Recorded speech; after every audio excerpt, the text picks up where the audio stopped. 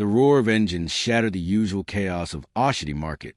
Mama Adana looked up from her pot of bubbling pepper soup to see 4 massive black SUVs with tinted windows cutting through the crowded street like sharks through water. Market women grabbed their children. Okada riders swerved dangerously to the side. The vehicles moved with purpose, with authority, with the kind of power that made ordinary Lagosians scatter. And they were heading straight for her food stand. Jesus! Mama Adana whispered, her wooden spoon frozen in midair, her heart hammered against her ribs. In Lagos, convoys like this meant only 3 things: politicians, military, or trouble. Often, all 3 combined. The SUVs screeched to a halt directly in front of her modest wooden table, forming a semicircle that blocked her escape. The entire market seemed to hold its breath. Conversations died. Hawkers stopped mid-call. Even the usual Lagos noise, the horns, the shouts, the music from competing speakers, seemed to fade into an eerie silence. Mama Adana's hands trembled. Her mind raced through possibilities. Had she unknowingly sold food to a criminal? Was this about unpaid taxes? Her daughters, were they safe at school? The doors of all 4 SUVs opened simultaneously with synchronized precision. Men in black suits emerged, 8 of them, their faces hidden behind dark sunglasses despite the scorching afternoon heat. They weren't police. They moved too smoothly, too professionally. They flanked the vehicles like a human shield, their eyes scanning the growing crowd of onlookers. Then, from the lead SUV, a man stepped out who made Mama Adana's breath catch in her throat. He was tall and commanding, wearing an agbada so pristine and white it seemed to glow in the harsh sunlight. Gold glinted at his wrists and neck. Everything about him screamed wealth, the kind of wealth that owned buildings, that influenced elections, that could make people disappear. But it was his face that stopped her heart. It was twisted with emotion, grief, hope, desperation, and something else she couldn't name. Tears streamed freely down his cheeks, carving paths through his dignified composure. This powerful man was weeping openly in the middle of Oshidi Market. "Where is he?" The man's voice boomed, thick with emotion. "Where is my son?" Mama Adana stood frozen, her mind unable to process what was happening. "Son? What son?" Then, from behind the man, a woman emerged from the SUV. She was elegant, beautiful, wearing expensive lace and gelly, but her face was ravaged by tears and sleepless nights. She looked like she had aged a lifetime in mere months. "Please," the woman's voice cracked, raw and desperate. "Please, if you know where Chinidu is, our Chinidu, we beg you in the name of God." Chinidu? The name hit Mama Adana like a thunderbolt. The world tilted sideways. The ragged street boy she'd been feeding for 4 months? The homeless child with torn clothes and dusty feet? The boy who licked his plates clean and said, "God go bless you," with tears in his eyes? "Madam." One of the suited men approached her, his voice respectful but urgent. "We have been watching you. Every day for 2 weeks. We have watched you. You fed a boy, thin, about 12 years old, Igbo boy. Where is he now?" The crowd pressed closer, sensing drama. Mama Adana's neighbors stared at her with a mixture of fear, confusion, and sudden suspicion. Questions erupted from every direction. "Mama Adana, what'n you do? Who be these people? This woman Don thief person Pekin." But Mama Adana couldn't hear them. Her mind was reeling, traveling back 4 months to that hot Tuesday afternoon when hungry eyes had watched her customers eat. The boy who appeared from nowhere. The boy who was too well-spoken for a street child. The boy who could read and solve complex mathematics in the dirt. The boy who had vanished 3 days ago without a trace. I don't understand." Mama Adana finally found her voice, barely above a whisper. "Chinidu, the street boy, he is your son?" The elegant woman let out a wail that pierced through the market noise. A mother's cry of anguish and desperate hope combined. "Yes, yes," she rushed forward, her expensive heels awkward on the dusty ground. "My baby, my Chinidu. You know him? You've seen him? Please tell us where he is." And that's when Mama Adana understood that the dirty, homeless boy she'd been feeding scraps of jollof rice was someone far more important than she could have ever imagined. But the real question that made her blood run cold was, why had he been living on the streets? And more terrifying still, where was he now? Hello guys, welcome to my channel. Don't forget to like this video, subscribe, and share it with your friends. Drop your thoughts and reactions in the comments. What would you have done if this happened to you? Let's dive in. The morning sun blazed over the chaotic streets of Oshodi, Lagos, where Mama Dana had set up her roadside food stand for the past 7 years. The aroma of her jollof rice mixed with the smell of exhaust fumes and fresh plantains from nearby vendors. Her small wooden table, covered with faded blue cloth, displayed her modest offerings, rice, beans, and her famous pepper soup that made customers return day after day. At 43, Mama Dana's hands bore the marks of hard work, calloused and scarred from years of cooking over hot coals. Her husband had died 5 years ago, leaving her with 2 daughters to educate. Every naira she earned went towards school fees, rent for their single room in Ajigunle, and the ingredients for tomorrow's meals.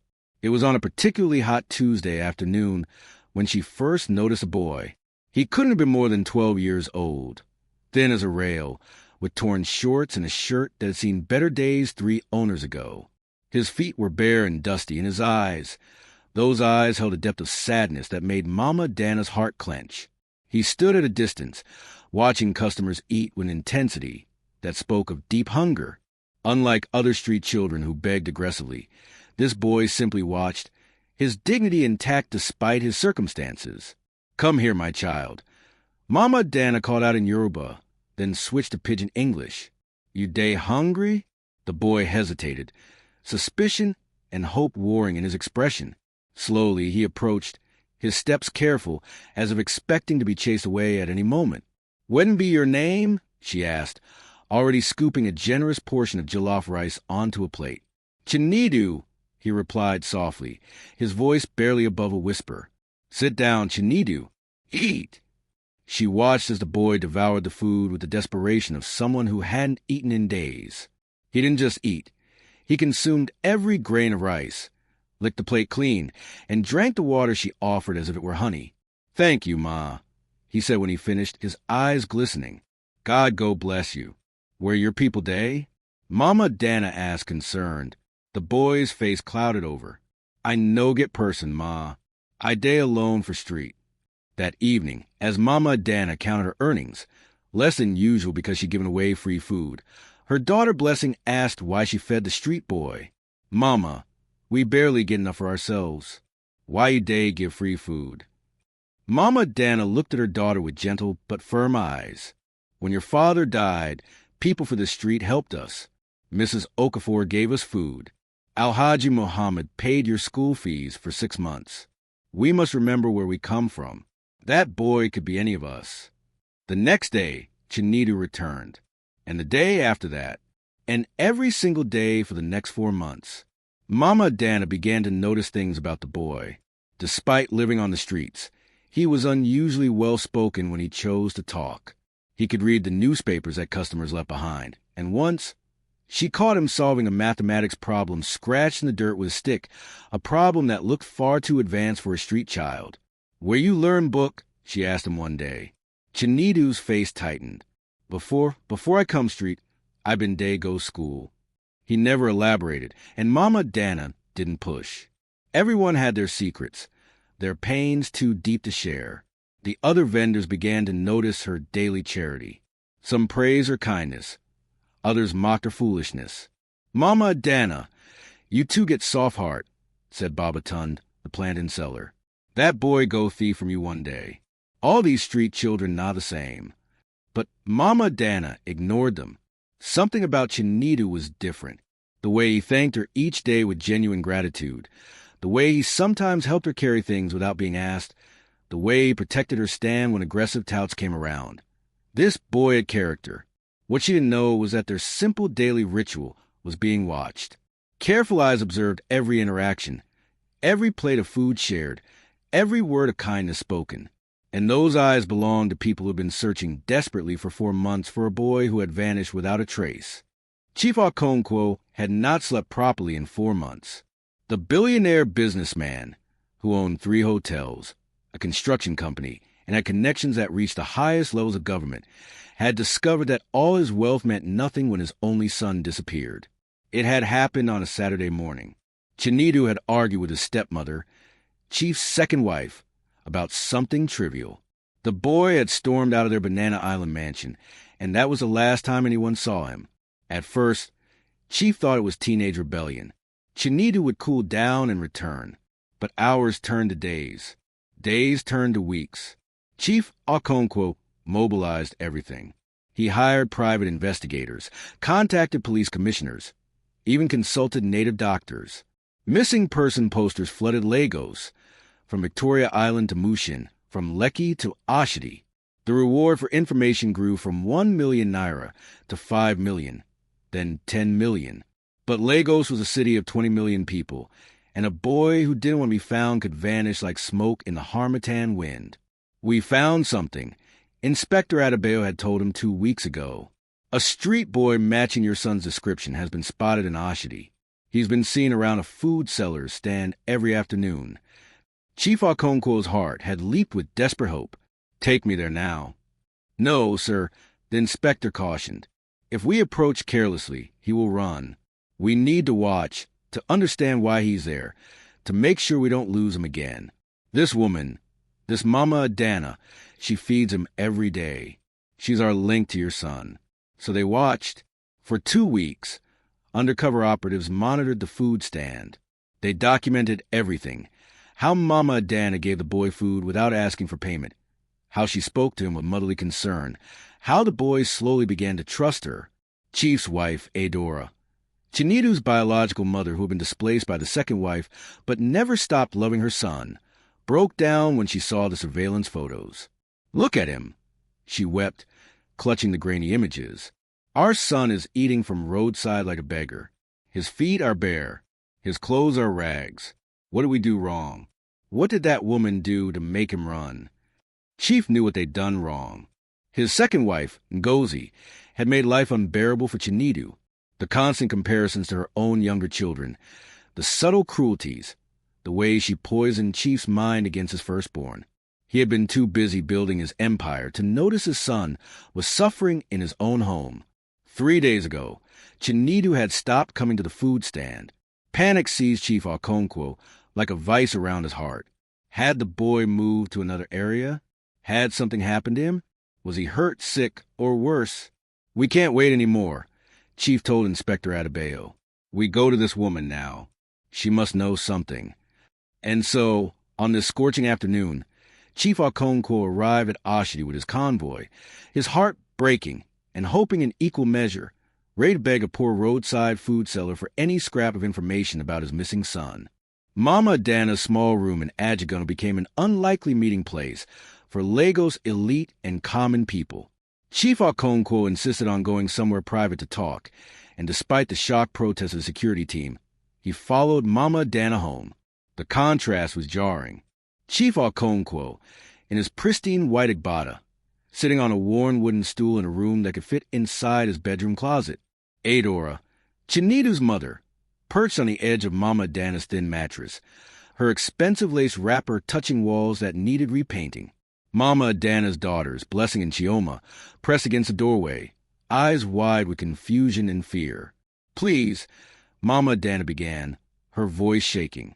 "I swear to God, I know no say the boy not your son.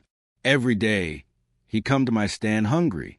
I just day feed him because—" "We know," Adora interrupted gently, tears streaming down her face. "We have been watching. We know what you did for our son. We are not here to accuse you. We are here to beg you. Where's Chinedu now?" Mama Adana's heart sank. "Ma, I no. 3 days now, he no come. Before that day, he been day come every afternoon like clockwork. Then he just stop." Chief Okonkwo buried his face in his hands. The sound that came from him was not the voice of a powerful man, but of a broken father. "My son, my Chinedu. Please, Ma." Mama Adana said to Adora, "Help me understand. Why your Sunday for street? With all this money, all this power, why he run?" Adora looked at her husband with eyes full of accusation and pain. Chief Okonkwo's face hardened with shame. I married a second wife, he said quietly. Ngozi. I thought I was following tradition. But Ngozi, she has her own children, and she wanted them to be first. She made Chinidu's life hell. Small things. She would serve her children meat and give Chinidu only bones. She would praise her children and call Chinidu useless. She would whisper poison in my ear until I began to believe my son was rebellious, disrespectful. That morning, Adora continued, her voice breaking, Ngozi accused Chinidu of stealing money from her purse. It was a lie. We found the money later in her own bag. But she had already beaten him, called him a thief in front of the house help, the driver, everyone. My son, who had never stolen anything in his life. He told me he would rather die on the streets than live as a thief in his own father's house, Chief Okonkwo whispered. And I was angry. I told him if he wanted to leave, he should go. I never thought. The room fell silent except the sound of crying. From Adora, from Chief Okonkwo, from Mama Adana's daughters who now understood the tragedy before them. But Mama Adana, Adora leaned forward urgently. In the videos, we saw him talk to you. Did he say anything? Anything about where he stays? Who he stays with? Mama Adana searched her memory desperately. For months of daily interactions. What had she missed? Wait, she said suddenly. 1 week ago, he been mentioned something. He say he days sleep for one uncompleted building for Okakameko. He say some other street children day there, but him days stay small distance from them, because him day do bad things. Inspector Adebayo, who had been standing quietly by the door, immediately pulled out his phone. Okakameko, that's at least 10 kilometers from here. We can search every uncompleted building in that area. He also say, Mama Dana continued, trying to remember every detail. Say the building day near one big church. The church day always make noise for weekend with their vigil. That narrows it down, the inspector said. There are maybe 5 or 6 large churches in Okakameko. Chief Okonkwo stood abruptly, hope and determination replacing despair. Then we go now. We search every building until we find him. Wait, Mama Dana said, standing as well. Make I follow you. If Chinidu see all of Una with police and security, he go run. But if he see me, maybe, just maybe, he go listen.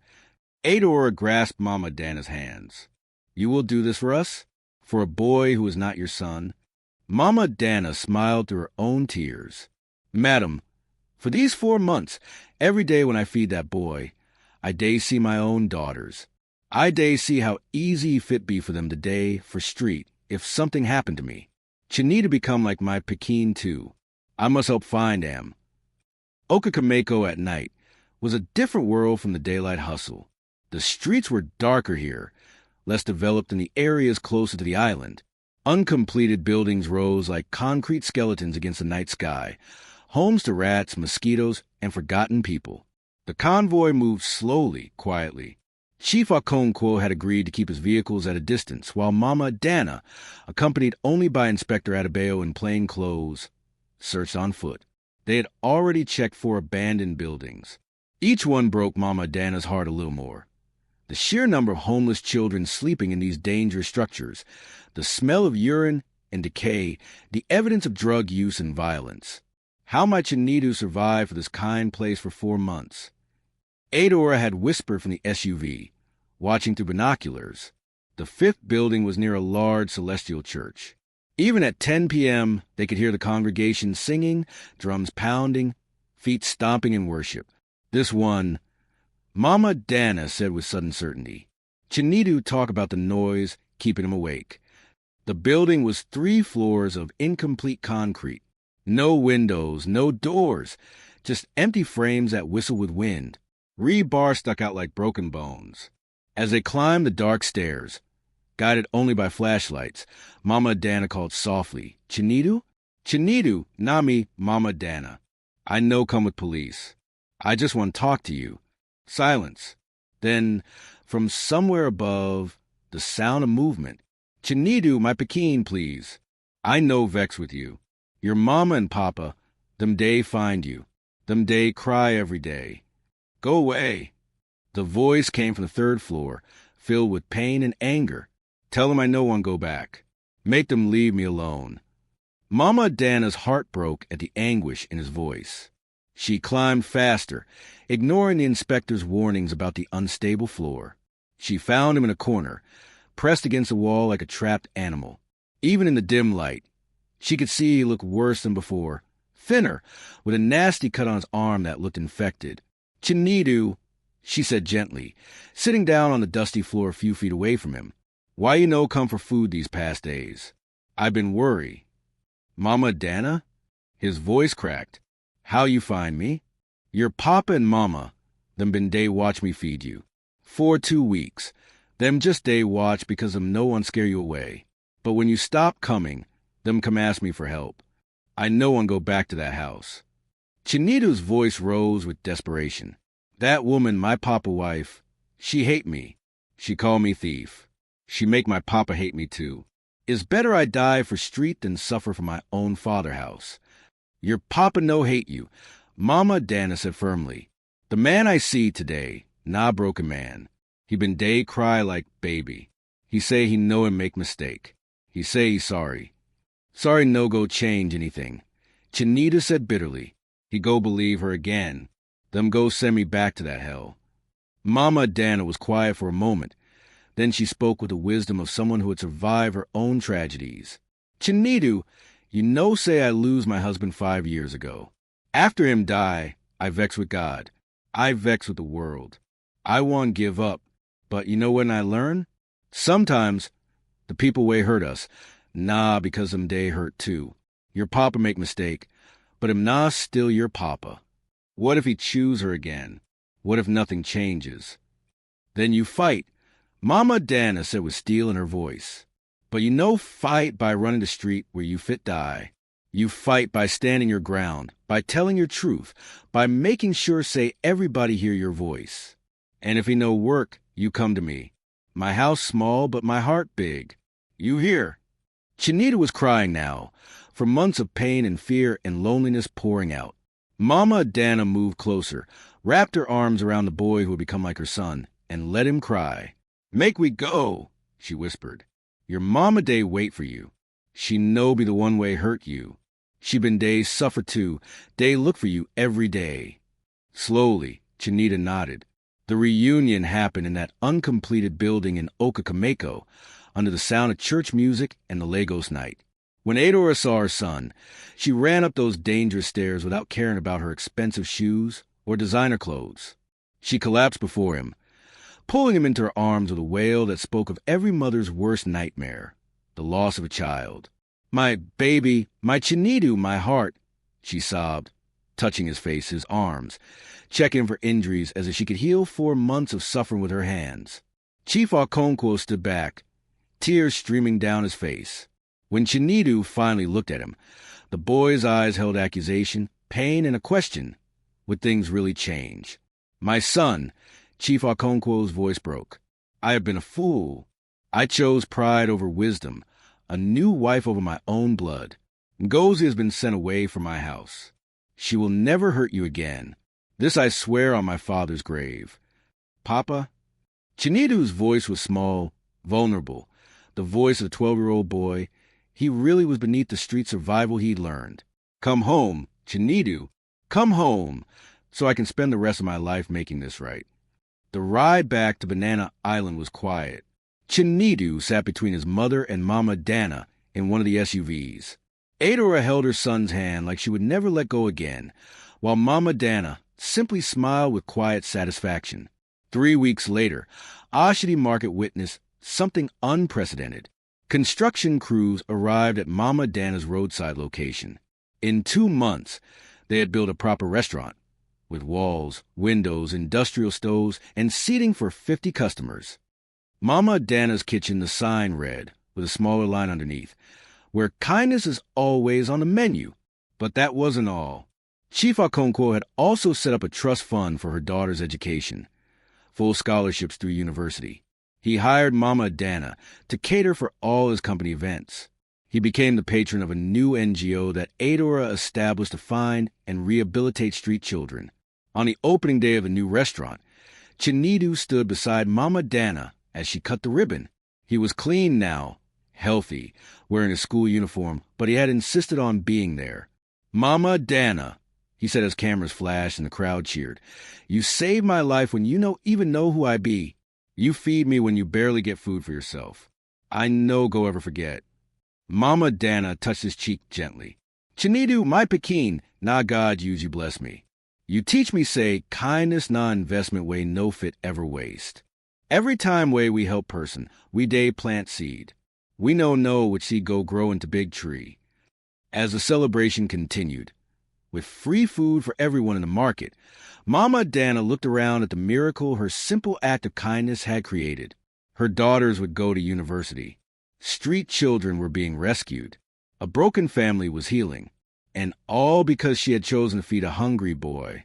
That evening, as the sun set over Lagos, painting the sky in shades of orange and gold, Mama Dana stood in her new kitchen and whispered a prayer of thanksgiving. She had learned that in a city of 20 million people, where survival was a daily battle, one person's compassion could still change everything. One plate of jollof rice, given with love, had transformed not just one life, but an entire community. And somewhere in Banana Island, a boy who had lost hope on the streets of Oshodi was finally home, finally safe, finally loved the way every child deserves to be loved. The story of the roadside food seller and the homeless boy became legend in Lagos markets, a reminder that we never truly know who we're helping when we choose kindness, and that sometimes the smallest act of love can create the biggest miracles.